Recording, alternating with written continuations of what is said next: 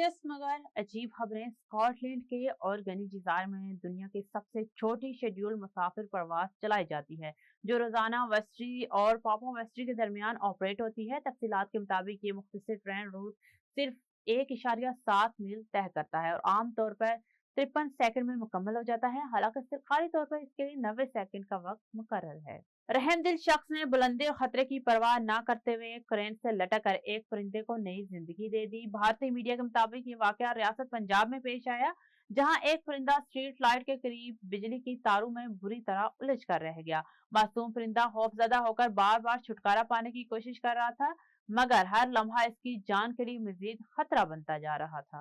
भारत की रियासत उड़ीसा के जिला के सामने आने वाली ये गैर मामूली और दिलचस्प वीडियो ने सोशल मीडिया सार्फिन की तवज्जो अपनी तरफ मबजूल कर ली, जिसमें एक जंगली हाथी को फुटबॉल खेलते हुए देखा जा सकता है। ये मंजर उस वक्त देखने में आया जब एक मुकामी ग्राउंड में नौजवान फुटबॉल खेलने में मसरूफ थे।